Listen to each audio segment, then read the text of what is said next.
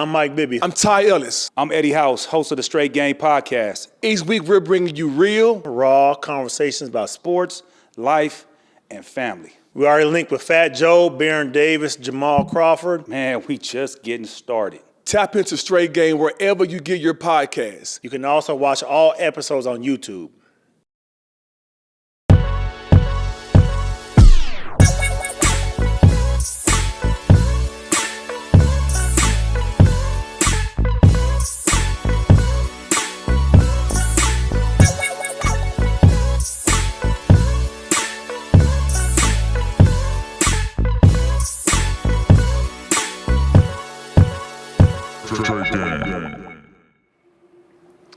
Thank you for tuning in to the Straight Game Podcast. To my right, I got Mr. Bay Area's finest himself, Eddie House. And to my left, AZ's finest, Mike Bibby himself. And my name is Ty Ellis. We getting right into coaching. So both of these dudes played for the Heat, and I'm a big fan of Pat Riley, the GOAT, the legend. What Pat Riley stories you got for me? Well, I got a million. I have a million. I would say the worst one as a player was, Mike, you remember how you said you came in, we were talking off, and you say you came in, we lined up against the wall. Pat always lined you up against the wall, right? This is before practice? I mean, This is like, before practice. Okay. This to start off. And he has a blue card that he has, like this here, that it might be folded or it might just be however. Yeah. And he wears black shorts with Miami Heat logo, black Dope Man Cortez, and a polo Heat shirt. So he comes in, and this is my third year in Miami, and my first 3 years. And so he comes in, he lines us up against the wall, and I've told this story before, but it was like one of those come to Jesus moments. You know, this is not every day. This is just certain, like when he. No, he lines you up every day. Every day before practice? Every single day he lines you up on that wall every day. He's coaching though. Yeah, when he was coaching. When he was coaching at the time. So he was the coach at the time. Okay. And he'll pace back and forth, and he won't say nothing. Shit, he'll give you 10 seconds to think about what the fuck is he about to say.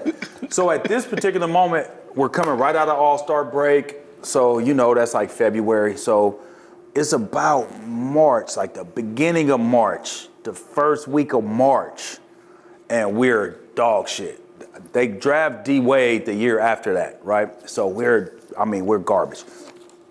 And he says, guys, and he's pacing back and forth. So now he doesn't say nothing. He says, we are mathematically eliminated, right? He says,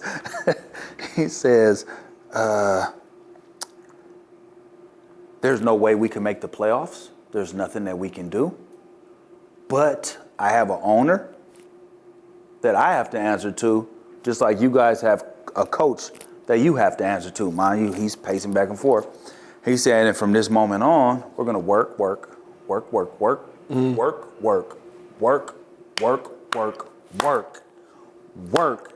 and earn your money. And if anybody has a fucking, just like he said it, anybody has a fucking problem, my office is right there. You bring your ass in here and I'll get you the fuck up out of here. Turn around and said, let's get to work. And from that point on, mind you, that's March, we had 3.5 hour practices. Damn. Up and down is one, okay? So we started with, pass, a guy in the middle with the ball, pass to the right, he passed it back to me, I pass to the left, up and back, 1. So we go 2, 4, 6, 8, 10, 12, back down to 2. Then 3-man weaves with the garbage cans on the outside, because they kept garbage cans just in case you throw out in the garbage can, but you have to run outside of those. 2, 4, 6, 8, 10, 12, Oof. 10, 8, 6, 4, 2. You know what I mean? Every single day from March until the end of April. So we did that for a month. Like that's the most work. That is the most work that I ever did in my life as far as, I mean, I lived in Miami and I never wanted to go out. And I went out all the time before that. Yeah. I mean, you come home, you be like, man, exhausted. All you want to do is kick your feet up. You tired as hell. we getting beat up every game because we weak. You know what I mean? So yeah, that was probably the one time that I seen that the weight that Pat Riley carried. You know what I mean? Where not one person not one person said nothing. Zoe didn't say shit. Eddie Jones didn't say shit. He was maxed out at the time. Brian Grant didn't say shit. Nobody said nothing, and we took that one. Yeah. That's the most intimidation. He's the only person that ever like been intimidating. Really? Yeah, like I came in, like I told you the story where I came in. You know, I'm in the middle of the season, so I don't know what to expect. So I come in. Every situation I've been in been lackadaisical. Everything's easy going. I come there, so like you said, he got everybody lined up on the wall, and he just turned around, door closed, boop. I'm like, shit. So I got to make that long walk. So I'm like, damn, like when we come up the steps all the way to the back, end of this. So I'm like, damn. So I'm thinking like, put my hand in my pocket, take it out of my pocket, and I'm walking. So I just go sit on the end. And the story I got, it was after a game. I forget what happened, but he started. I don't know if you remember this or not, Eddie, but he was like, I love you guys like you guys are my children. I got kids, but I love you guys. Like he started out like that to. You motherfuckers.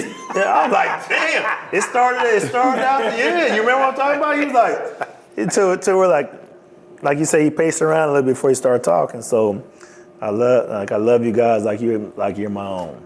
And so I'm like, okay, this shit like, he about to give some good shit right now. He to the point where like, you motherfuckers, if you motherfuckers didn't, I was like, damn. Wow. So you know what I mean? So, and he wasn't even the coach. He wasn't even coaching then. He came in. The GM. Yeah, so he came in after that. So he came in after the game. I forget what game it was. He was pissed. Yeah, I don't know what fucking game it was, but that's like. You ever seen him get on to LeBron or D Wade? He wasn't the coach then. I seen him get on Anthony Mason. I seen him get on Tim Hardaway. I seen him lay in to me. You know what I mean? I witnessed that. So me and Ricky Davis, right? So I'm giving another shout out. Shout out to Ced Sabalas, man. You know what I mean? So Ced was on his last. Down, please. Mark it down. We're gonna see how many shout Mark that shit down, please. So Ced was on his like the last year, right? And so we playing Charlotte in the playoffs. We about to get swept. Okay, we lost 2 games at home. We finna go to Charlotte and get swept. That's what's finna happen. It's about to happen. And so, remember how we stretch in a circle and Bill Ferran is in the middle? Another shout out. But Bill Ferran is in the middle telling us what to do, right? So me and Ricky D is over there, we stretching and shit. And we look over and we see Ced. He like, and we start rolling like, look at that much, like it looked like he finna pull his hand, his quad, whatever it is. We over there cracking up, just like out there. And Pat, with that blue card, caught me and Ricky. And he said, hey, House, Davis, what the fuck is so fucking funny? And then they started reading off shit like, whatever the number was, rebounds. We getting out rebounded by like 30. That's fucking funny, right? Then he went to some other shit. Free throws. What the blue one? That shit's fucking funny, right? And then he went down to another thing, said the same thing. He said, see, that's the fucking problem with you young guys. You think everything is fucking funny while you're sitting here getting your motherfucking ass kicked. I'm like, damn.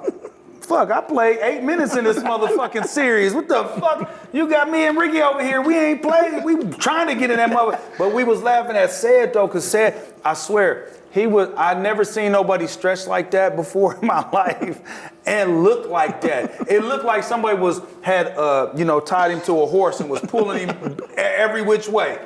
You know what I'm saying? But Pat he was cold-blooded, man. One thing about Pat Riley though, is he had to respect everybody, man. Yeah. Like everybody respected because it'll be days. I'll tell you this is a true story too. Another one. He'll come in, he'll see you. Hey, how you doing? You doing good? Yes, have a good practice today. right? Go in, you feeling good, like, oh man, coach, man, hit me on my shoulder. Man, I'm gonna have a good practice today. And then you see that motherfucker on that elevator, and he walk by you like he don't even know you. Don't say no. You be on 14 floors going up, boop, boop, boop, boop, boop. Nothing. No, he look and don't say shit to you, and you over here sitting like, damn, I mean, he always had you on eggshells, man, all the time. That's the one thing about what he did. Tell the story about. But he's a great coach. About Ricky, y'all getting fined. Oh, now that one's the coldest of all time. All right, so Ricky, we at Seton Hall. This is preseason, and Ricky busts his foot like he break his foot. The fifth metacarpal or whatever it's called on metatarsal on your foot, he busted. Pow! Right? We doing line drills. That's how you know how old that shit is. Motherfucker, we were doing line drills, right? Suicides. Yeah. He busted shit. Boom! He don't show up to practice. He don't come to practice, and he show up right before the game. The whole time, they finding his ass. And we didn't know this. Did he know he was getting fined? No, hell no, he didn't. Hell no, he didn't. I mean, you would get fined for having the wrong kind of jeans on, $500. You get fined for having, because they called them dress jeans back there. If you didn't have no slacks on, no khakis, if you wore these, you was getting $500. Fine, for sure. Black jeans, don't matter, $500. And so he getting fined every day. Mind you, he broke his foot, 6 to 8 weeks. 6 to 8 weeks he getting fined from the preseason every single day though. So we had a road trip to where we did Boston, Indiana, and then New Jersey. And we go from Boston, and we had like 3 days before we had to go to Indiana. So we did Boston, New Jersey, and then we had like 3 days before we had to go to Indiana. So we flying, we on the flight, right? We like, where the fuck is we at? We land. We like, shit, man, look like we in Vegas. Oh, we in Atlantic City. Okay, cool. We get off. Ron Cope, God bless his soul, was the trainer at the time. We get off. Everybody that got off that bus got an envelope that said, compliments of Ricky Davis, compliments of Ricky Davis, compliments of Ricky Davis. Everybody got 2 bands. Damn. And we had a fat ass room, jacuzzi room, all that shit. Everything was compliments of Ricky Davis. That's tough.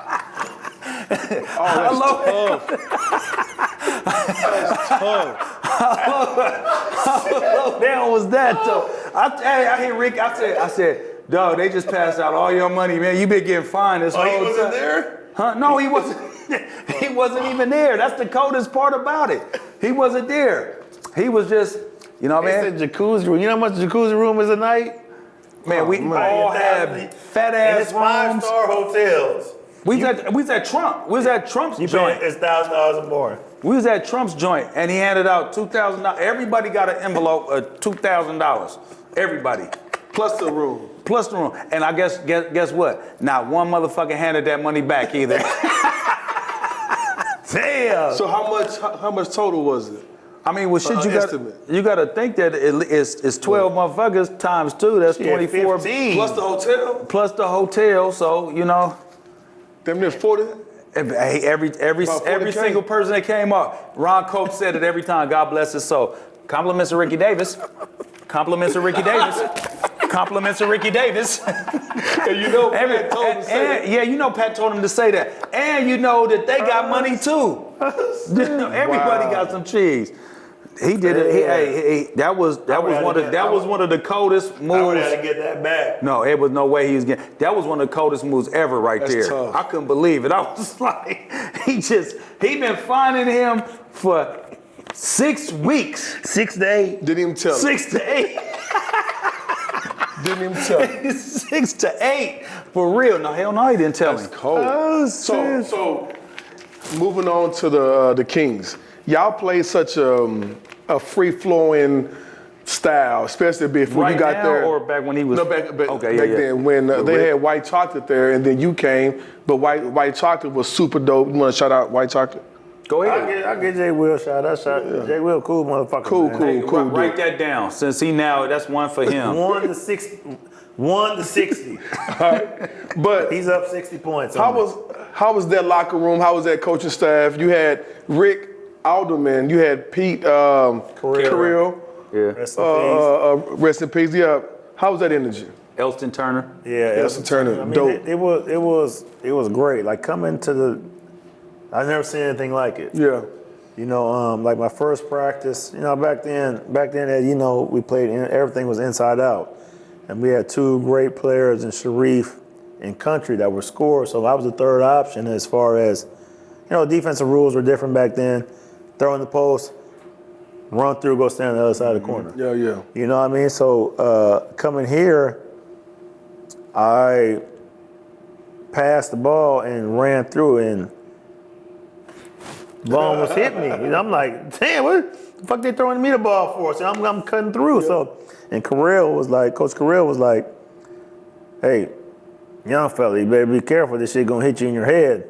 Like we pass over here. So I'm like, okay. So then it was just the energy in the locker room was like it was second to none. Like just being in there and just everybody taking jokes. That was the team that, like, Vladi was probably my best teammate ever as far as showing me how it's supposed to be done. Because regardless of how he played, he was going to be the same person after the game, before the game, and that's how he was. And so I mean, he was the we get on the plane, he was dealing the cars, he was doing all that shit, joking, all that shit. So just the locker room, I've never seen anything like it. And is it true that he was smoking cigarettes before I seen him. And after the game? I seen him. So, Vladi's 7 foot. So I come in, Dallas locker room. So I like before the national anthem come out, so I go to the bathroom before every game, and I come over and I just see him over there. I'm like, ain't no way you fucking smoking a cigarette right now, Vladi. He puffing indoors? Yes. He got no in the locker room, and just but that's normal in Europe though. Like I'm sitting there, y'all think like, oh really? I'm like, oh that's. Well, that's why you motherfuckers is able to kill over there. You got motherfuckers with lung cancer. but I mean, I seen it. I'm like, playoff game. I'm like, Vladi, what the fuck are you doing? Getting his nerves together. I mean, he smoked the whole cigarette. What was he smoking? What kind of cigarette? I don't fucking know. I had to ask him. I'd be like, man, you smoking Newports? Maybe a Marlboro. What you got? Maybe Marlboro. Maybe you got some Newports, some Virginia Slims, some Benson and Hedges. That's an old brown looking cigarette. My grandmother, she used to send me to the store with a note. Go get me some Benson and Hedges. I'm like, man, 8 years old. How the hell you selling cigarettes to me? I'm 8 years old buying a pack of cigarettes. Well, let me hit that motherfucker on the way home. But Vladi, like that locker room was crazy. So I tried to take. I think that's what made it so good in Atlanta. So I took with Vladi. The knowledge Vladi gave me on that side to take it to Atlanta. I'm the older guy going to Atlanta. You got Al Horford, Marvin Williams, Josh Smith. Josh Smith, Joe Johnson, Josh Childress, Zaza Pachulia. But I mean, I brought the older kind of Al Horford. Yeah, Al Horford. I brought that to them. And as far again, I think that kind of made it because every place we went, I'm like, when we land, we're gonna go eat. Go eat CPK. We're gonna go to the mall. We're gonna go to Cheesecake Factory. Everybody going, and everybody came. And it's funny because everybody started dwindling off because I said, like, we're going to CPK. The bill gonna be $200, $300. So whoever make the most money at the time where we eating got to pay. Oh, that motherfucker started dropping off like you wouldn't believe. Next thing you know, it was just me and Mario West. I was like, yeah. I can make more money than you, Rio. I gotta pay the bill today. But everybody started dropping. But it was cool because everybody would always go. We hung out all the time and stuff like that. But with Sacramento, it was the best thing because we knew Webb was the go-to guy and everything. But no attitudes changed. There's no egos, and everybody was always good. Because I remember saying I remember either Vladi or Webb said, if we win. Everybody look good, no matter if you ain't playing.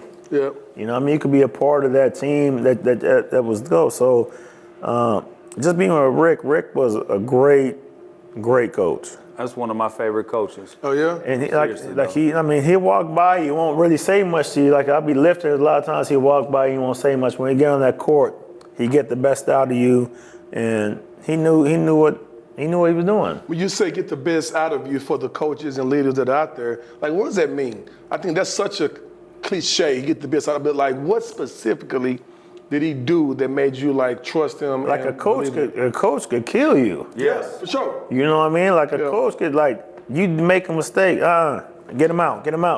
I see more of that, in especially in the young basketball. But what specifically did he do to encourage you to? He just let us play, and he trusted us. You know what I mean? That's the biggest thing right there. Trust. The trust. Yeah, he trusted us to where, like, he let us go. Like, I never been in a playoff game. I never come in here, being on a losing team for 3 years. He came in and gave me the keys. Here, run the team. Yeah. You know what I mean? And that was the most confidence for me, like just coming in. Like I won in college, but going to a team for 3 years and getting your ass handed to you almost every night, and then coming in and getting the change, and I mean it's different. It's hard. It's hard to explain, but he's one of my best coaches I have. Him and Mike Wilson, the best coaches I ever had. Yeah, Woody's the best, man. I got so many stories about Woody. This motherfucker's, he's crazy. Like he came to a game, right? So he came. I don't know how the fuck he cut his eyebrows off. He had no eyebrows. But you know how you know the marker that you stick on the board? Yeah. He had 2 black things on his thing. He had the eye black. He had eye black on his eyebrows. But he's sitting there knowing about to kill him. And he look up and put his glasses down and put him back. But he's probably the best coach I had as far as like outside and like a total coach. Mm-hmm. As far as like, I'll be in his locker room. I'm the oldest guy on the team. Be in the locker room, in his office. Like, hey, you think I think I should start a fight? I'm thinking I'll just start a fight with somebody in there, light a thing of fire under their ass today. I'm like, shit, you better make sure you pick the right guy. So he goes in, right? He goes at Mo Evans. So we used to chop Mo. I love Mo to death. Mo's solid. Mo. Shout him out.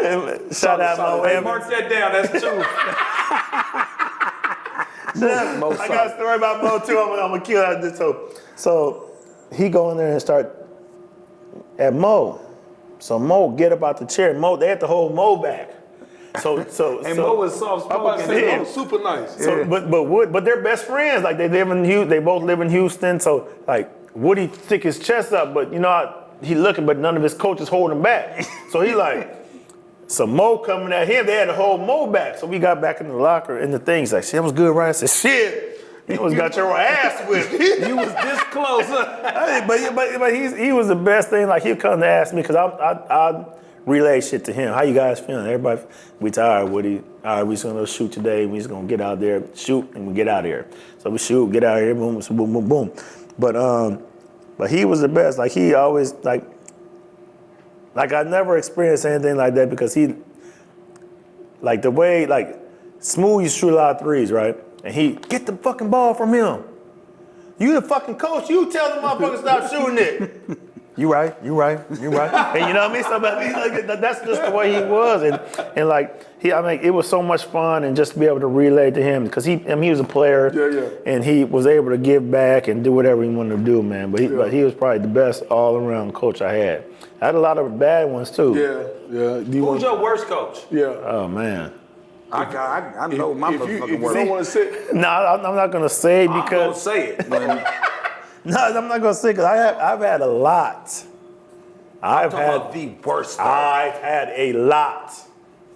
I'm talking about the. I've had a lot. I'm talking about the bottom line worst motherfucker that you could be like. I've had a lot. I'm talking about the worst though. What's a reason why? Just bad. I'll give you a reason. Shit, fuck it. I'm gonna call the motherfucking name out. Mike Dunleavy, the weakest coach ever on earth, and his breath stink like shit. Damn. And so look, no, real talk. His breath stink is so bad. The ref one time, Bennett ran by and flipped him a peppermint, like boom. He ran by the thing, was like, hey, you might need this. You know what I'm saying? We was over there cracking up. It's like, that nigga breath do stink. Motherfucking funky motherfucker. But he was the worst. I'm gonna tell you why Mike Dunleavy was the worst, because he was just bullshit. You know what I mean? The one thing about players, we just want people to be consistent and be honest with us, okay? If I can't play, then okay, I can't play. Tell me what I need to do to try to get myself together. You know what I mean? Don't sit here and just make up bullshit. So gas you up. he came and told me and Keon Doolin in our end of the year meeting, right? So mind you, and this is no shade to Doug Overton, okay, at all. I'm not doing that. So I'm not saying this to say that.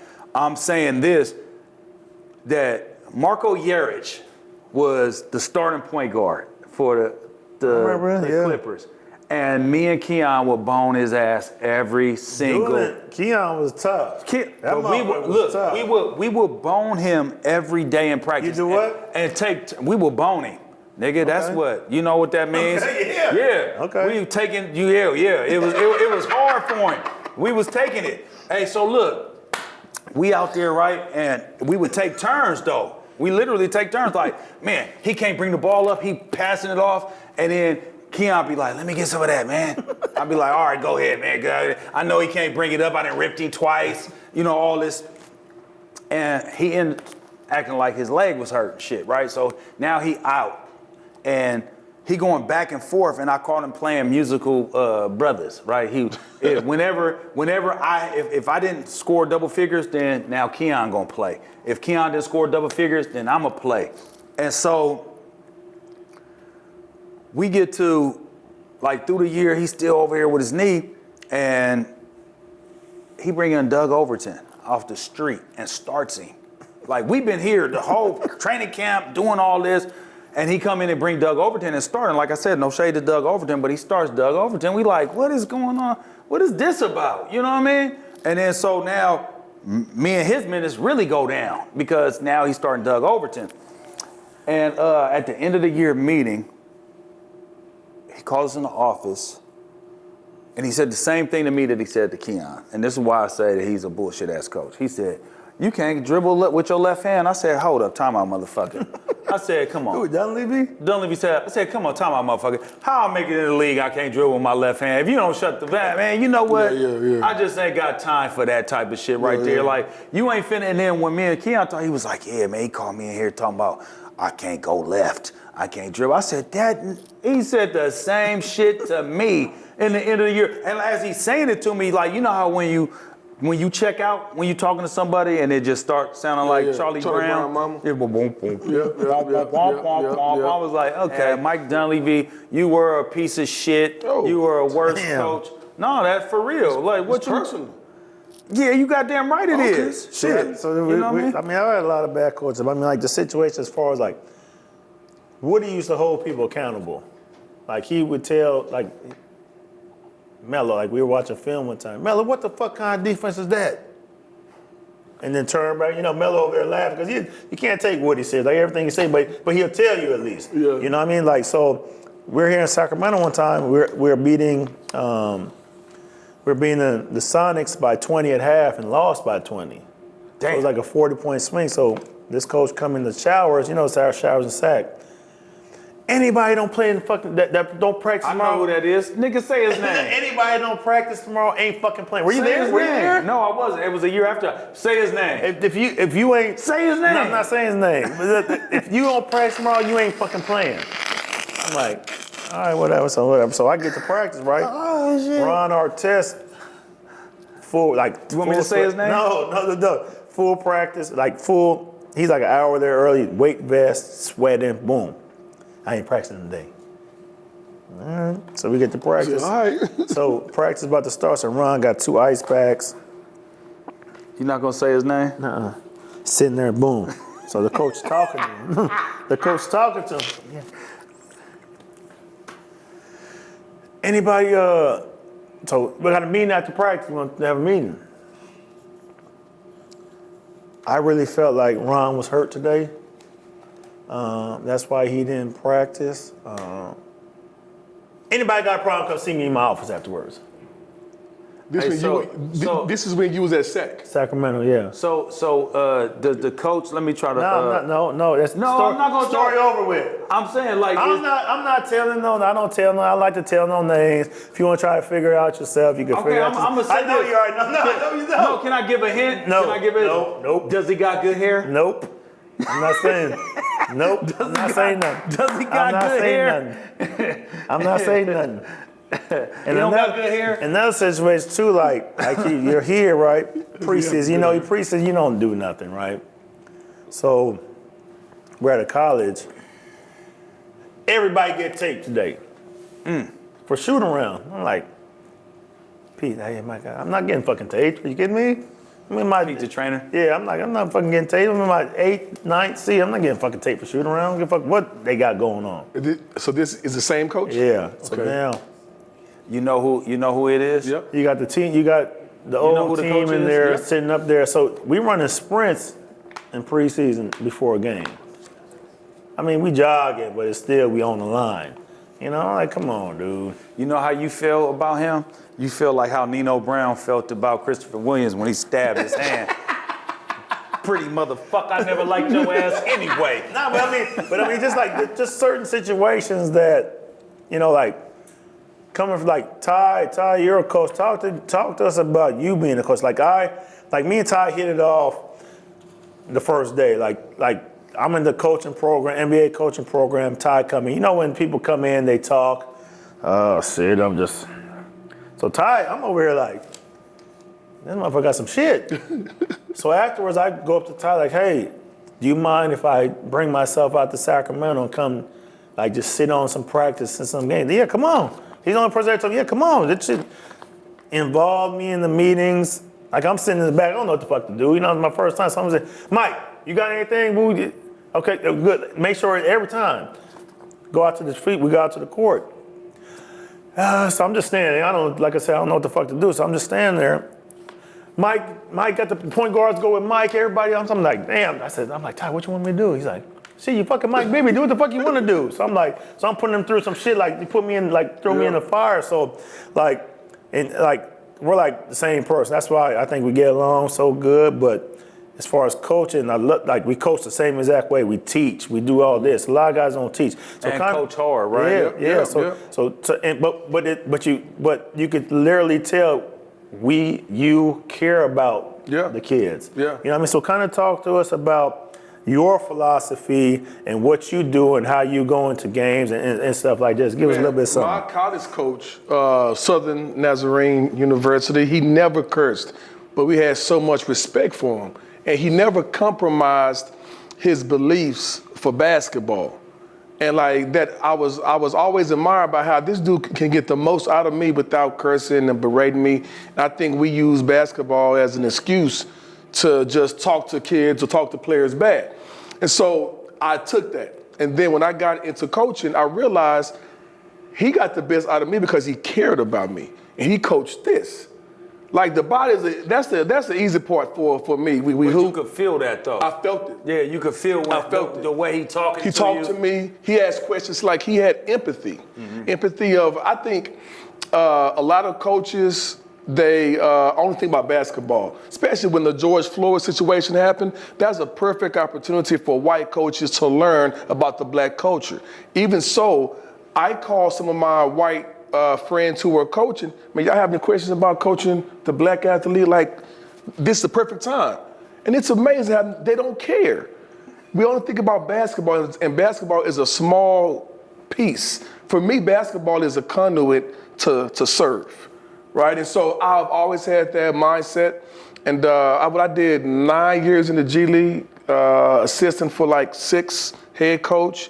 I had 1 year in the NBA. As the front of the bench assistant when they fired Earl, and that staff, they brought me up.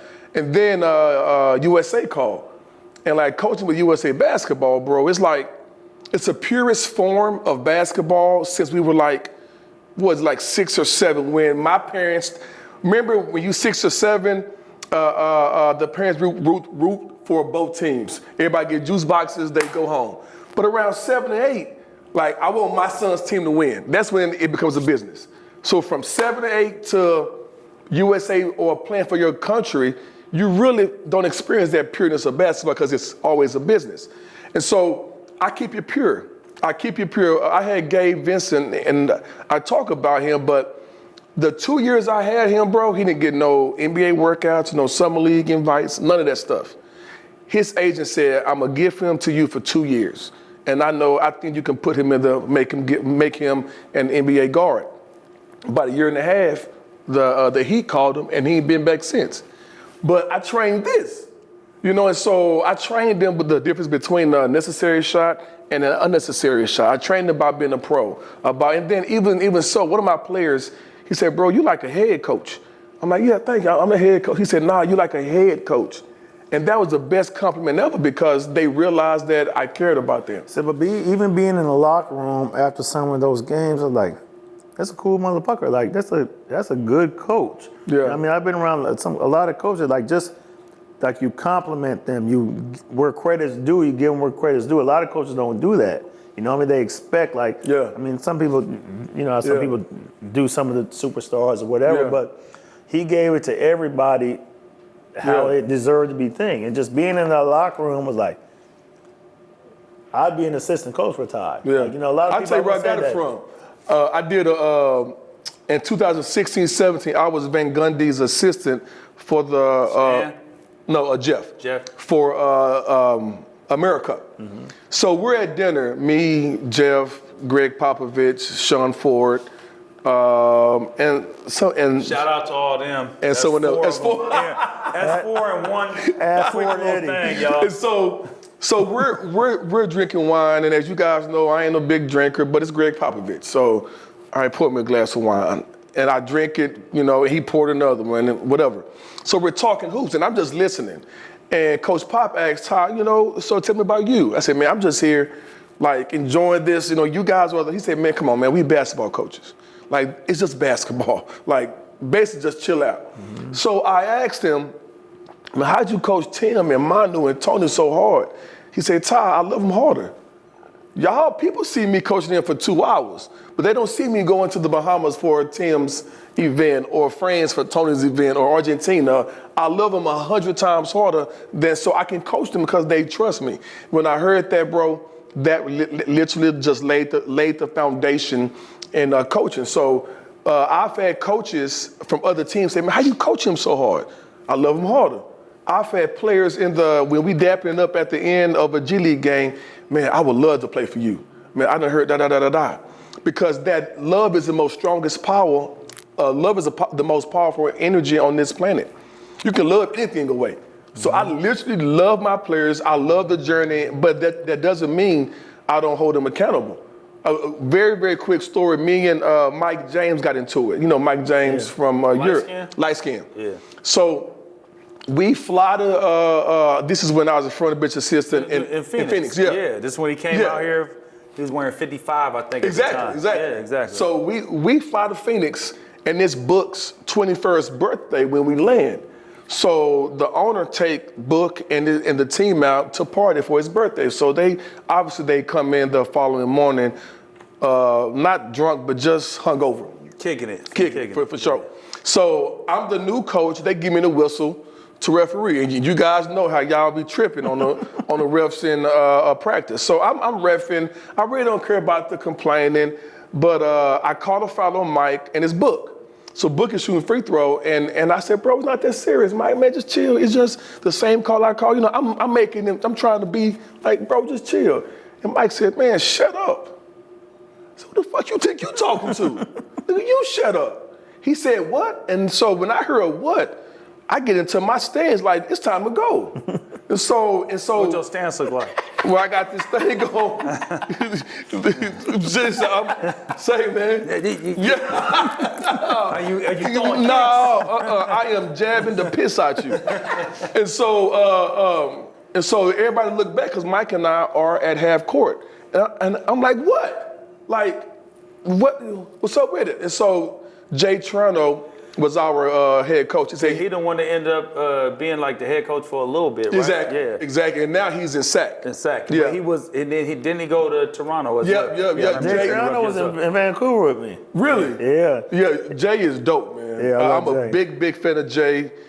Jay talks hoops, and Jay allowed me to have my first opportunity in the league, but he also gave me power. Like, he respected my European lens. And so we kind of, Mike said, whatever. I said, yeah, whatever. And so Jay said, you gotta stop it, da. So at the end of practice, I go over to Jay. I'm like, damn, I just got up here 2 days ago. I'm about to get sent. Like, I'm worried about getting fired.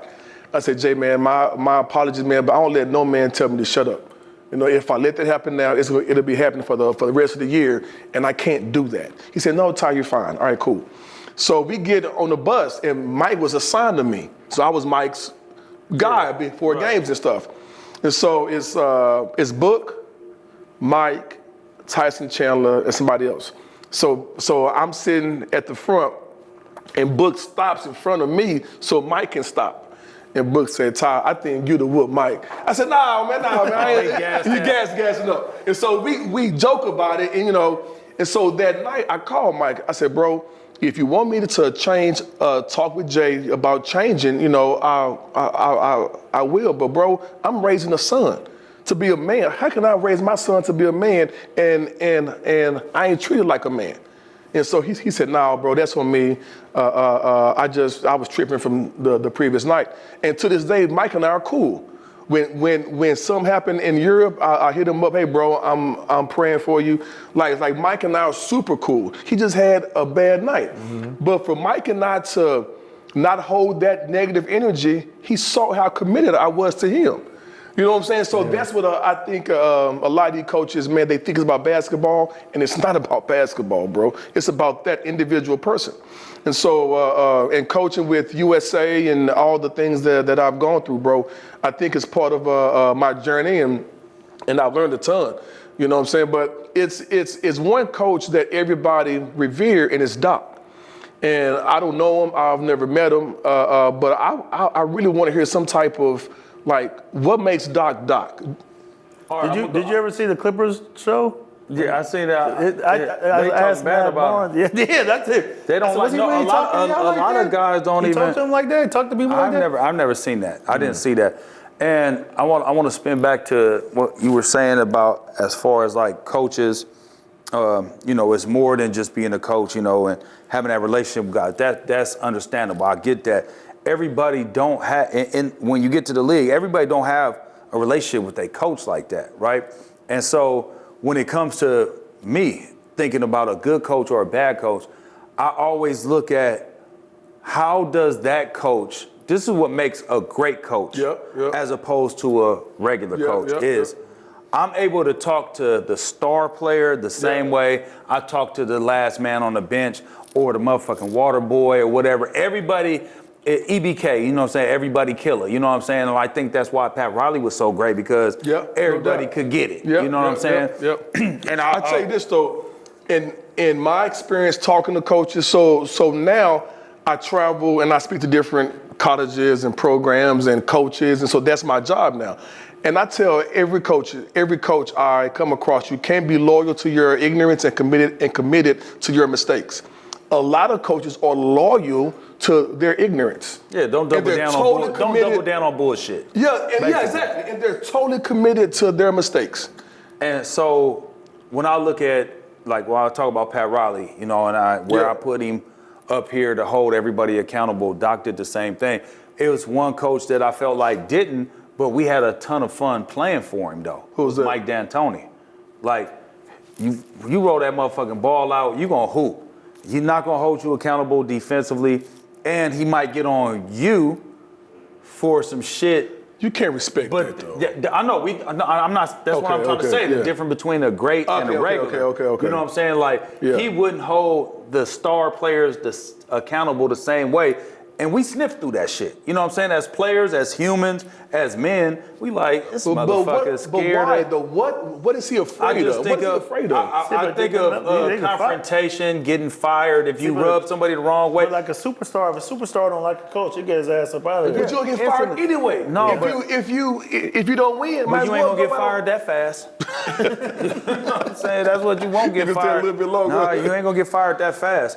And so going back to Doc, I was just saying like the different levels of like how you respect coaches. And I played for Mike D'Antoni in Phoenix, and I played for him when I went to the Knicks at the back that right before my last year.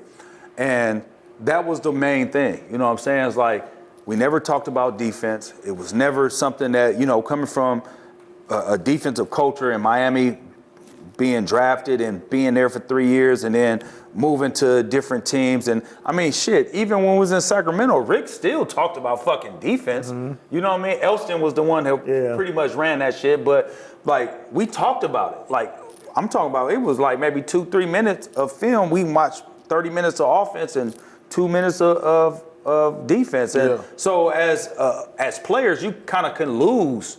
You know what I mean? So it is a slippery slope. And as far as Doc, though, let's go. The one thing about Doc, I think the greatest thing about Doc is, at least when my experience with him, I don't know anybody else's experience, but the time that I was in Boston was he held everybody. He did hold everybody accountable, and he had a pulse of the locker room. You know what I mean? Like, he didn't have to ask, hey, man, you guys, he could see that how we came in the next day. Oh, man, this is going to be a film day, man. It's going to be a shooting day. Oh, we just had, 4 games in 5 nights. We got today off. Guys, come in and shoot if you want to. The next day, it's going to be really light. We're going to mow because we don't got to play until the next day. That was the thing to me that I seen from him that no other coach that I had been a part of had. Because, like I'm saying, you're going to come from the Pat Riley and then, the Mike D'Antoni. I played for Lawrence Frank. Lawrence really led, we had a veteran team, so it was different with that.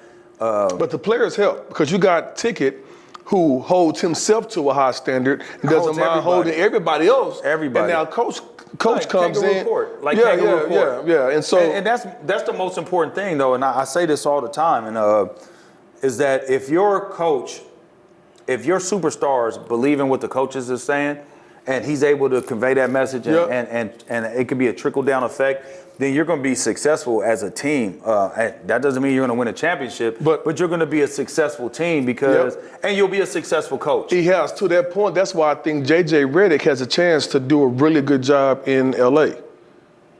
I know people was hating on him. Let that shit start getting funky over here. Well, I know people, but let me tell you why. Let that shit start getting funky over here. Let me tell you why. Let them go on a 4-game losing streak. Let them motherfuckers lose 7 out of 9. Let them motherfuckers lose.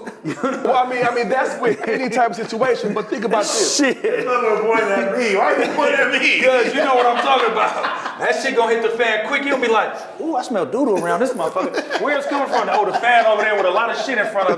You know what I mean? But the shit hit the fan. They're gonna have that motherfucker on the hot seat quickly. But JJ has LeBron on his side, similar to Doc having Ticket on his side. Let me tell you this. Don't believe that.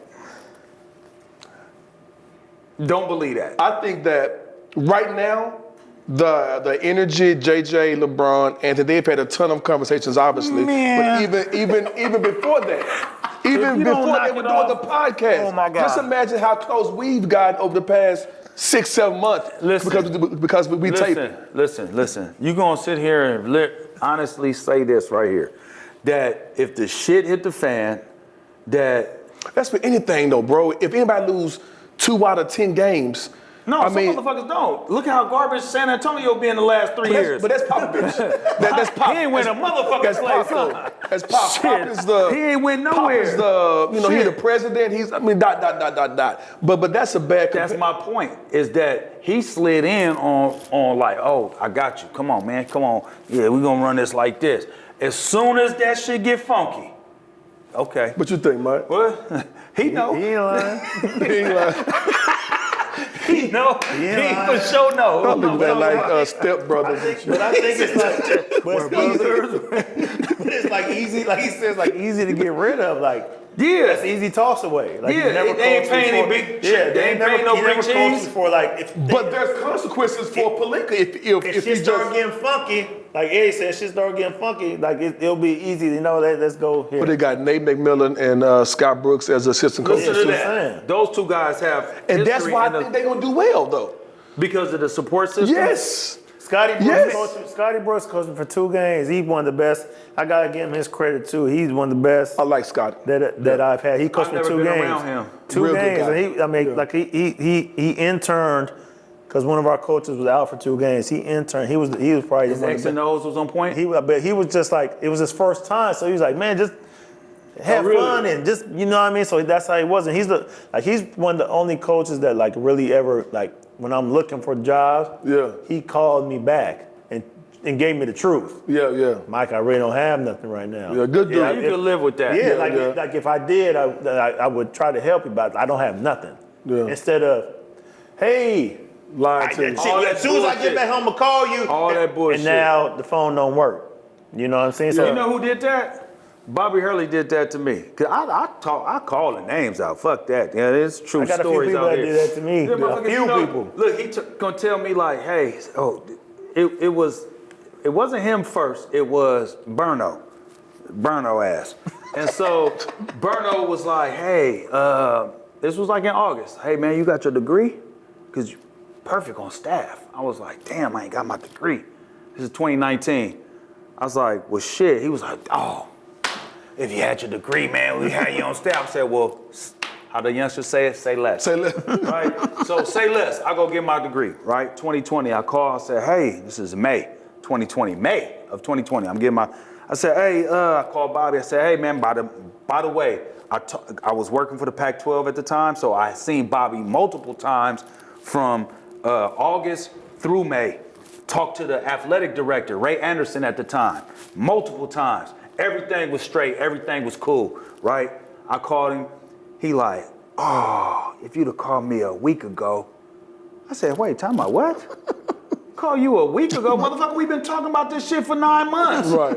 What is we talking about over here? I said I got my degree. I didn't want to call before I knew that I'm solid, I'm good. Right. Even though I knew my grades was cool, you know what I mean? 3.0, you know, understand me out here, you know what I mean? Did my little thing out there, man. You know, I really did that. I really did go to school too. But so then he's like, oh man, if we got something next year, you'll be the first to call. I'll call. So a coach leaves. Burno actually leaves to go get the head coach job at Northern Illinois. So I called him. I was like, hey, yeah, your coach left. One thing. What's happening? He say, oh, I can't give you the head assistant coach. I said, motherfucker, I wasn't asking for that. I said, just put me on move somebody up. Right. Oh, yeah. Okay. I see you playing me for a sucker right now. You know what I mean? That's what it really was. And you know, some stories out here. I'm not even gonna go. But that's the business though.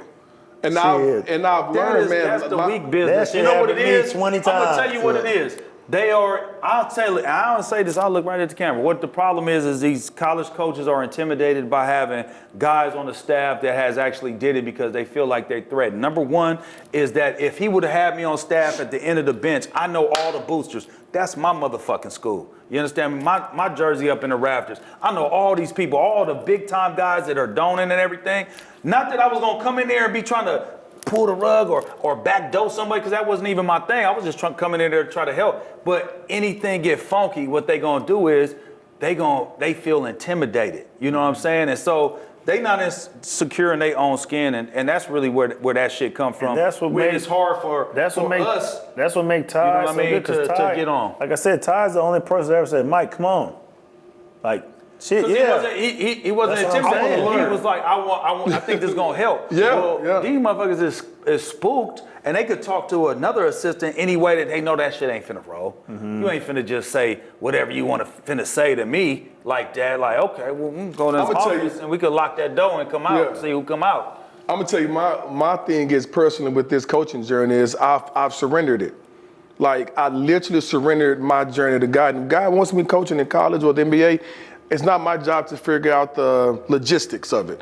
When I tell you in 2020, bro, I tell people in 2020, God gave me 2020. I say, you know what? I'm done. I've given my piece away to basketball for way too long. And I literally moved back home. I started my own business. Now I coach people. And when I stopped chasing and started pursuing like my legacy, pursuing my greatness, that's when jobs started, that's when opportunities started coming to me. USA called again. I did 2 years with them. They just called, 3 weeks ago.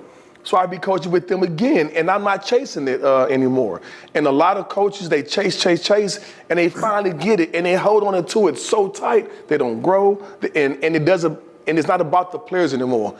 It's all about them keeping their job. The paycheck. So when I had a chance to have you like come and join, I would have hired you if I could have. Bet, Mike, come on, man.